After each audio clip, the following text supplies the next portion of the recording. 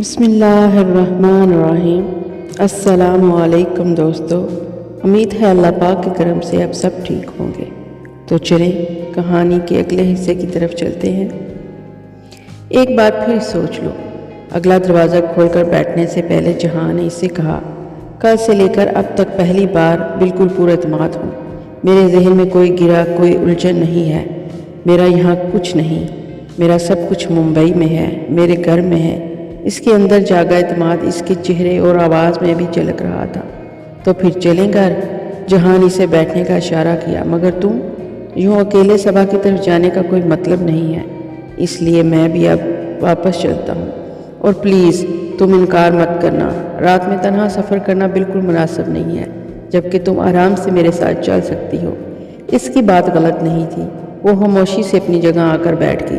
جہاں نے اس سے پوچھا تھا کہ اسے کیا کرنا چاہیے، لیکن اس نے جواب نہیں دیا تھا، اور ابھی اس کے ذہن میں ایک خیال چمکا تھا۔ تم نے مجھ سے پوچھا تھا کہ صاحبہ کی طرف جاؤں یا نہ جاؤں۔ بڑے غور و خوض اور چور نظروں سے جہاں کو دیکھنے کے بعد اس نے تومید باندھی، میرے خیال سے تمہیں جانا چاہیے۔ اس معاملے میں میں تمہارے کام آ سکتی ہوں۔ کیسے؟ اس کی بات سن کر جہاں کے چہرے پر ہوئے اثر نے اسے جزر بزر کر دیا۔ تم نے میری اتنی مدد کی ہے تو میرا بھی کچھ فرض بنتا ہے۔ کیسے کرو گی میری مدد؟ ایسا نہیں تھا کہ اسے اس مدد کا مطلب سمجھ نہیں آیا تھا۔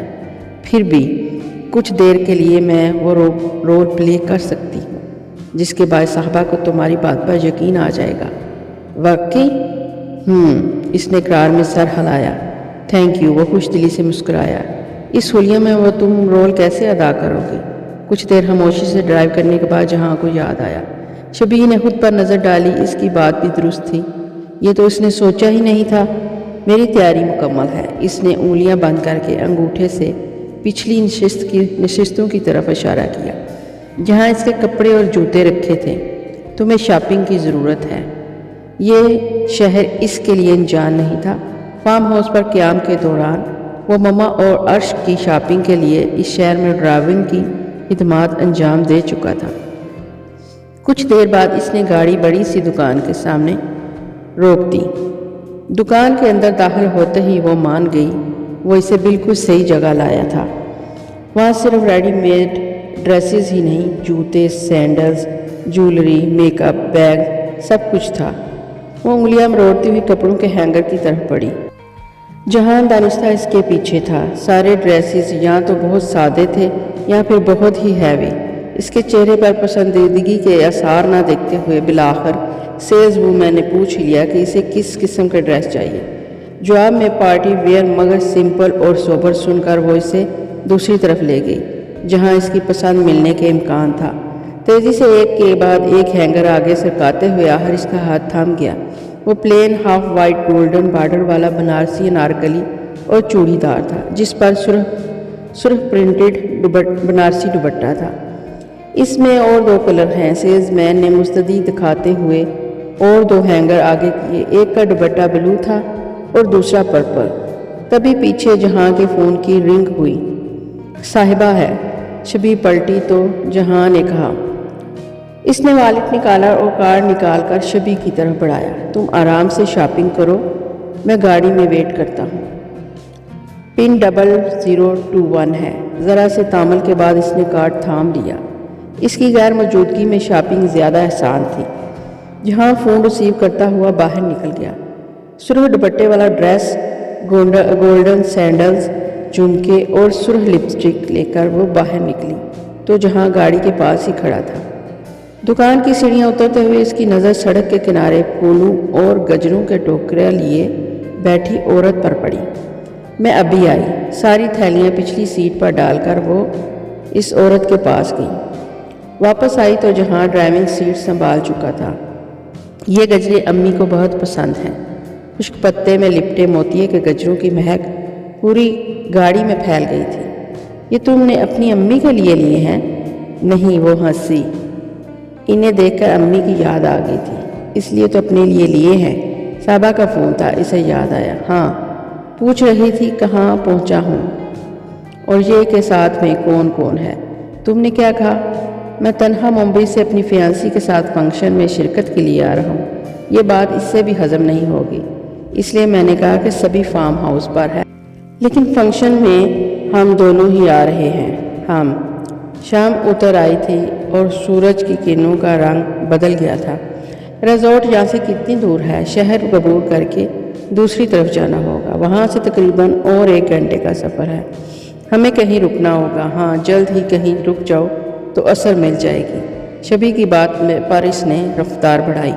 شہر سے باہر نکلنے کے بعد ایک ہوٹل کے آگے جہاں نے گاڑی روک دی، اسے وہیں رکنے کا کہہ کر وہ اندر چلا گیا۔ کچھ دیر بعد واپس آیا تو اس کے ہاتھ میں چابی تھی۔ تم کمرے میں نماز پڑھ کر آرام سے تیاری کرو، اس نے کمرے کی چابی سے تھماتے ہوئے کہا۔ اس نے پچھلا دروازہ کھول کر اس کی شاپنگ کی ساری تھیلیاں اسے پکڑائی۔ میرا بیگ، اس نے تھیلیاں تھامتے ہوئے سیٹ پر رکھے بیگ کی طرف اشارہ کیا۔ گڈ، تم بھول نہیں رہی ہو۔ بیگ اٹھا کر اس سے دیتے ہوئے اس نے تعریف کی۔ اب وہ کیا بتاتی کہ اس میں موجودہ ایمرجنسی کٹ کی اسے فی الحال بڑی ضرورت تھی۔ کمرے میں آ کر اس نے نماز پڑھی۔ کچھ دیر یوں ہی بیٹھ کر مغرب ہونے کا انتظار کرتی رہی، پھر مغرب پڑھنے کے بعد کردار کے گیٹ اپ میں جت گئی۔ ڈریس کا سائز اسے برابر آیا تھا۔ گردن پر بالوں کا ڈھیلا سا جوڑا بنایا، کانوں میں بالیاں نکال کر جھمکے ڈالے۔ اس کے آہر میں لٹکتا سرخ موتی اس کی گردن کو چھو رہا تھا۔ ایمرجنسی کٹ نکال کر میک اپ کیا، آہر میں لپسٹک لگائی۔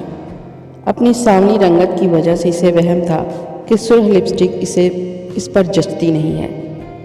ابھی بھی اس نے بڑی تلاش کے بعد یہ ہلکا شیڈ لیا تھا۔ بالوں میں گجرے لگا کر سینڈل پہنی، دوپٹہ سیٹ کر کے آئینے میں خود کا جائزہ لیا۔ ابھی کچھ دن پہلے ہی ایسا ہی کچھ سے نوحہ نے تیار کیا تھا، جب نصرت آنٹی اپنے شوہر کے ساتھ اسے دیکھنے آئی تھی۔ وہ ہنسمکھ اور نفیس سی اسکول پرنسپل اسے بہت اچھی لگی تھی۔ شہر کے تمام ہی اردو اخبارات میں ان کی تحریریں اور مضامین شائع ہوتے تھے، جو عموماً معاشرتی اور اصلاحی تھے۔ وہ پھپھو کی سسرالی رشتہ دار تھی، جنہیں اپنے اکلوتے بیٹے کے لیے وہ بھاگ گئی تھی۔ اگر شادی کے بعد اسے عمران کے ساتھ ملک سے باہر سیٹ ہونے والی بات نہ ہوتی تو وہ کب کا یہ معاملہ امی کی مرضی پر چھوڑ چکی ہوتی۔ امی تو اس رشتے کے لیے دل و جان سے تیار تھی، مگر اس کا منصوبہ کچھ اور تھا۔ اسے امی کے کوچنگ سینٹر کو ترقی کی نئی بلندیوں تک لے جانا تھا۔ اس ترقی اور اس سے بڑھتی آمدنی میں صفی کو ڈاکٹر بنا سکتی تھی۔ سالوں پہلے جس دن صفی نے اپنی اس خواہش کا اظہار کیا تھا، اسی دن نوحہ نے اپنی کتابیں اور خواب دونوں اٹھا کر طاق میں رکھ دیے تھے، اس اعلان کے ساتھ کہ اتنی مشکل پڑھائی اس کے بس میں نہیں۔ مگر وہ سب جانتے تھے کہ خود کو سفید ایپرن اور اسٹیوسکوپ کے ساتھ دیکھنے کا خواب نوحہ نے صفی کی خاطر تیاگ دیا تھا، اور کوئی بھی اس کی اس قربانی کو رائیگاں نہیں کرنا چاہتا تھا۔ صفی نے اپنے شانوں پر اپنی خواہش اور نوحہ کی قربانی دونوں کا بوجھ لیے پڑھائی میں دن رات ایک کیا تھا۔ راستے کے بیچوں بیچ روتے ہوئے اس کے ذہن میں اپنے اگلے اقدام کا خاکہ تیار تھا۔ اسے بس ہر سطر کے آگے ٹک کرنا تھا۔ امی کے قدموں میں گر کے معافی مانگنی تھی، نوحہ کے آگے ہاتھ جوڑنے تھے۔ ان دونوں کی ہر خواہش اور آواز پر لبیک کہنا تھا۔ عمران کی امی کو ہاں کہنا تھا، کیونکہ وہ جانتی تھی امی کی خواہش اسے جلد سے جلد عمران کے ساتھ رخصت کرنے کی تھی۔ اس نے سوچا تھا کہ شادی کے بعد صفی کے خواب کی تکمیل میں امی اور نوحہ کی مدد کے لیے وہ کوئی اور راستہ نکال لے گی۔ آئینے میں خود کو دیکھتے ہوئے آئندہ کے اس واضح اور سہل منصوبے کو دل میں دہراتے ہوئے اسے ذرا بھی اندازہ نہیں تھا کہ کچھ گھنٹوں بعد اس پر عمل کس قدر کٹھن ہوگا۔ ڈھونڈ ڈھونڈ کر اس نے ایک ایک چیز اکٹھی کی اور سارا سامان سمیٹا۔ اپنے کپڑے خالی تھیلی میں ڈال کر باقی کی تھیلیاں ایک دوسرے میں ڈال کر رکھی، اور اچھی طرح تسلی کرنے کے بعد وہ کمرے سے نکلی۔ اس کا خیال تھا کہ اس کے باہر جانے کے بعد ہی جہاں کمرے میں آ کر اپنی تیاری کرے گا۔ ہوٹل سے نکل کر وہ پارکنگ ایریا میں آئی۔ گاڑی کے پاس پہنچ کر کھڑکی کے شیشے پر دستک دینے سے پہلے اس کا ہاتھ رک گیا۔ جہاں سیٹ پیچھے کیے دونوں ہاتھ سینے پر باندھے سو رہا تھا۔ بلو جینز اور ہاکی کاٹن کی شرٹ میں ملبوس اس کا چہرہ گہری نیند کی چغلی کھا رہا تھا۔ نظر ہٹائے بنا مسلسل دیکھنے کا یہ پہلا موقع تھا۔ یہ مونچھیں تو باقاعدہ ہیں، لیکن یہ داڑھی پتہ نہیں سابقہ میں ممکنہ محبوبہ سے ملاقات کی فکر کے باعث ہے یا پھر دائمی ہی ایسی ہے۔ اس کی ہلکی داڑھی دیکھتے ہوئے اس نے سوچا۔ کتنی ہی دیر وہ بڑے انہماک سے اسے دیکھتی رہی، پھر خود ہی اس انہماک پر ٹھٹک کر بگڑ بڑھا گئی۔ اس کا دل نہیں مانا تھا کہ اسے جگائے۔ وہ واپس کمرے میں چلی گئی، مگر اس سے پہلے اس نے ریسیپشن پر جا کر ہدایت دی کہ گاڑی والا خود سے جاگ جائے تو اسے فون کر کے اطلاع دی جائے۔ شکر تھا کہ کمرے میں ٹی وی اور اخبار تھا۔ ٹی وی، اخبار اور بڑی احتیاط سے تھوڑی لوٹ پوٹ کے بعد اب وہ اکتانے لگی تھی کہ ریسیپشن سے فون آ گیا۔ وہ نیچے پہنچی تو جہان تیار تھا، سیاہ پینٹ شرٹ پر گرے بلیزر اور پیروں پر فارمل شوز۔ قریب پہنچ کر اس نے کمرے کی چابی جہاں کو دی۔ چابی ریسیپشن پر لوٹانے کے بعد جہاں نے اس کے ہاتھ سے ساریاں تھیلی لے لی۔ اپنی تیاری سے باخبر جہاں کی دم بہت نظروں پر وہ جھنپ گئی تھی۔ باہر نکلتے ہی سرد ہوا کے جھونکے نے اسے ہاتھ باندھ کر ہڈ میں سمیٹنے پر مجبور کر دیا۔ ساری تھیلیاں پچھلی سیٹ پر ڈال کر جہاں نے وہاں سے اپنا جیکٹ اٹھا کر اسے دیا۔ یہ پہن لو، آگے اور زیادہ ٹھنڈ ہوگی۔ وہ خود بھی بلیزر پہنے تھا۔ شبی نے جیکٹ لے کر پہن لیا۔ سیٹ پر بیٹھ کر اس نے اپنا فراق اور دوپٹہ سمیٹا۔ چلیں، اس نے مارکیٹ پر نکلنے سے پہلے اجازت مانگی۔ بالکل، وہ تیار تھی۔ جہاں نے مسکراتے ہوئے گاڑی آگے بڑھائی۔ ہم وہاں زیادہ دیر نہیں رکیں گے۔ شبی کی بات پر اس نے ہنگورا بھرا۔ اس نے شکر ادا کیا کہ وہ جیکٹ پہنے تھی، کیونکہ جیسے جیسے سفر آگے بڑھ رہا تھا فضا کی ہنکی بھی بڑھتی جا رہی تھی۔ تم نے مجھے جگایا کیوں نہیں؟ تم اتنی گہری نیند میں تھے کہ مجھے اچھا نہیں لگا، اس نے ایمانداری سے اعتراف کیا۔ اگر میں اٹھتا ہی نہ تو؟ اب ایسا بھی نہیں ہے، وہ ذرا آہستہ سے گواہ ہوئی۔ اتنی تیاری کے بعد میں اتنا ہی انتظار کر سکتی تھی۔ جہاں نے ہلکا سا قہقہ لگایا تو وہ اپنی مسکراہٹ چھپانے کے لیے کھڑکی سے باہر دیکھنے لگی۔ میرے لیے کوئی خاص ہدایت یا تاکید؟ ذرا دیر بعد شبی نے پوچھا۔ پیشانی پر شکن ڈالے کچھ دیر سوچنے کے بعد جہاں نے نفی میں سر ہلا دیا۔ تمہارے کامن فرینڈ بھی ہوں گے نا وہاں؟ کالج میں صبا کی دوستی ہمارے گروپ سے ہی تھی۔ ظفر اور نوید ممبئی میں ہے اور فوزیہ شادی کے بعد ناروے میں، سو میرے علاوہ اور کوئی نہیں ہوگا۔ ریزورٹ پہنچنے تک وہ دونوں ایک دوسرے کے خاندان کے ہر فرد کی مکمل تعارف حاصل کر چکے تھے۔ ریزورٹ کی روشنیاں دور سے ہی نظر آ رہی تھیں۔ باہر کھڑی گاڑیوں کی لمبی قطار اندر موجود افراد کی تعداد کا بتائی دے رہی تھی۔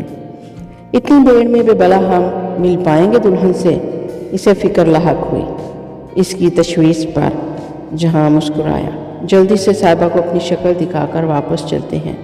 جہاں نے گاڑی پارک کی تو وہ اترنے کی تیاری کرتے ہوئے بولی۔ ایسے ہی جاؤ گی؟ جہاں نے جیکٹ کی طرف اشارہ کیا۔ سمندر کے قریب لہروں کے شور کے ساتھ ہوائیں بھی یہ بستہ تھیں۔ اس کا دل بالکل بھی نہیں تھا، مگر وہ ایسے بھی نہیں جا سکتی تھی۔ میں زیادہ دیر برداشت نہیں کر سکتی۔ اس نے چاروں نہ چار جیکٹ اتار کر پیچھے رکھا، اس لیے جلد ہی وہاں سے نکل چلنا، اس نے جتایا۔ جہاں نے زیر لب مسکراتے ہوئے سر ہلایا۔ وہ خجل سی دروازہ کھولنے لگی۔ شبی، جہاں کی آواز پر اس کا ہاتھ تھم گیا۔ وہ اس کی طرف پلٹی۔ ایک کمی رہ گئی ہے، اس نے بلیزر کی جیب میں ہاتھ ڈال کر انگوٹھی نکال کر سامنے کی۔ یہ تم نے کب خریدی؟ یہ گھر سے لے کر آئے تھے۔ سلور رنگ کی گلائی میں چھوٹے چھوٹے نگینے چمک رہے تھے اور درمیان میں ذرا بڑا نگینہ تھا۔ تم شاپنگ کر رہی تھی اسی وقت؟ جہاں نے انگوٹھی والا ہاتھ آگے کیا تو اس نے اپنی ہتھیلی پھیلائی۔ جہاں نے انگوٹھی اس کی ہتھیلی پر رکھ دی۔ شبی نے انگوٹھی انگلی میں ڈالی جو ذرا ڈھیلی تھی۔ اس نے ہاتھ اٹھا کر ہتھیلی سیدھی کی۔ جگمگاتی انگوٹھی کا رخ جہاں کی طرف تھا۔ پرفیکٹ۔ اس کی مسکراہٹ بڑی جاندار تھی۔ موجودہ حکمران سیاسی جماعت کے سیاستدان کی بیٹی کی شادی جیسی ہو سکتی تھی، یہاں بالکل ویسا ہی ماحول تھا۔ قدم سے قدم ملا کر آگے بڑھتے ہوئے وہ دونوں یکسر مختلف خیالات میں گرے ہوئے تھے۔ ایک آنے والی ساتوں کے تصور سے سہمی سی تھی تو دوسرا زمین پر ایک ساتھ اٹھتے گرتے چار قدموں کو دیکھتے ہوئے ان کے یوں ہی ایک ساتھ رہنے کی آرزو کر رہا تھا۔ داخلی دروازے پر پہنچ کر جہاں نے شبی کے چہرے کو دیکھا۔ گھبراہٹ صاف عیاں تھی۔ ریلیکس، یہاں تم کسی کو نہیں جانتی، نہ کوئی تم سے واقف ہے، اس لیے اتنا ٹینس ہونے کی کوئی وجہ نہیں۔ اس کی حوصلہ دیتی بات اور ڈھارس بندھاتی ہے نگاہیں وہ واقعی پرسکون ہو گئی۔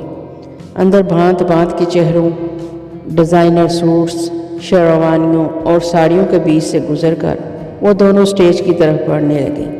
سٹیج سے ذرا فاصلے پر ہی تھے کہ وہاں سے دولہا دلہن نظر آ گئے۔ ماشاء اللہ، بے اختیار اس کے منہ سے نکلی۔ وہ آنکھوں میں ستائش لیے مبہوت سی صاحبہ کو تک رہی تھی۔ جہاں نے چونک کر اسے دیکھا۔ یہی بالکل ایسا ہی اس کا حال ہوا تھا جب وہ زینہ اتر کر ریسیپشن پر آ رہی تھی، مگر وہ اظہار کے معاملے میں ایسا بے اختیار نہیں ہوا تھا۔ تمہیں صاحبہ کو اپنی ماما سے ملوا دینا چاہیے تھا، آخر ان کی تمنا بھی تو چاند سی بہو ہوگی۔ اس نے پل بھر کے لیے صاحبہ سے نگاہ پھیر کر جہاں کو دیکھا۔ سراسر نقصان کروا لیا اپنا۔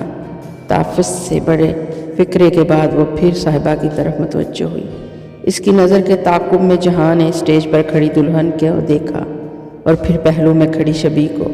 نہ کوئی نقصان نہیں ہوا ہے میرا، بلکہ نقصان سے بچ گیا ہوں۔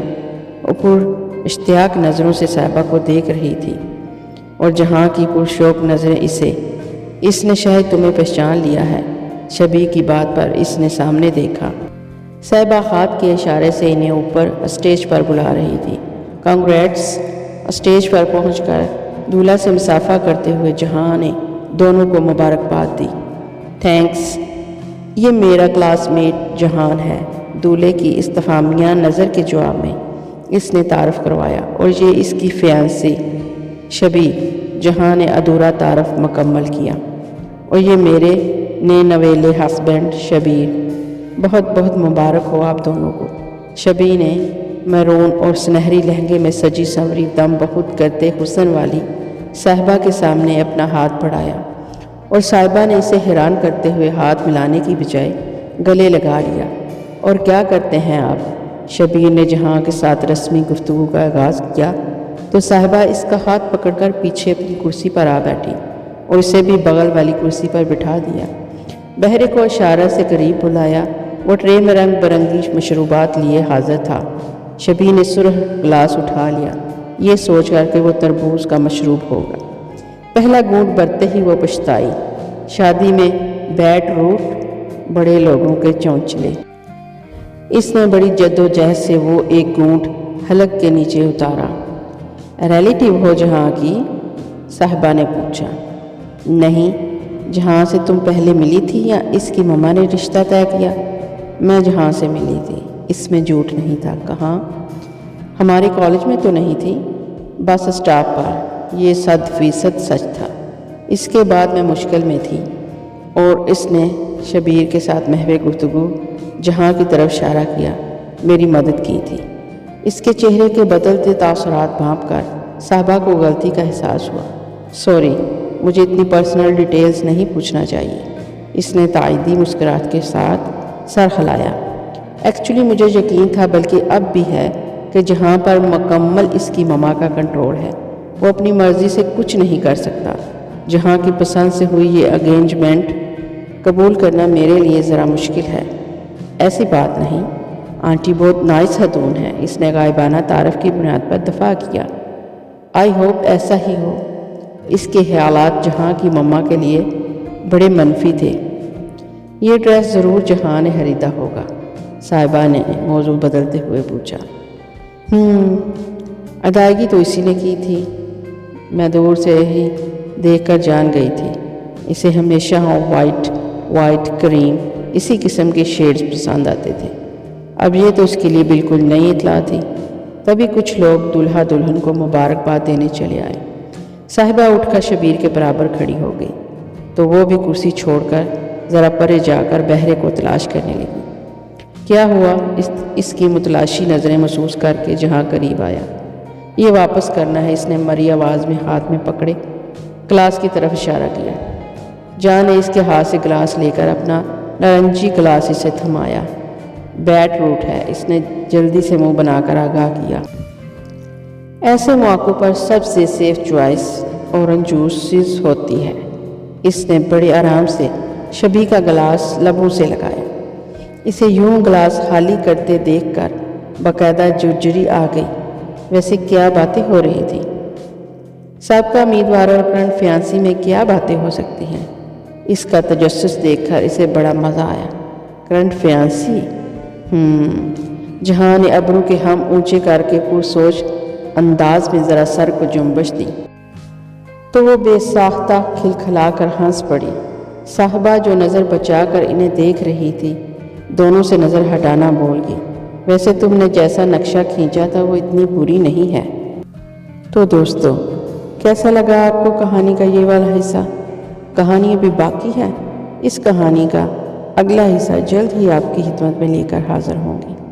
تب تک کے لیے اپنی دعاؤں میں یاد رکھیے گا، اور اس کہانی کے بارے میں جو آپ کی رائے ہے اس کا اظہار کمنٹ باکس میں ضرور کریے گا۔ تو چلتی ہوں، اللہ حافظ۔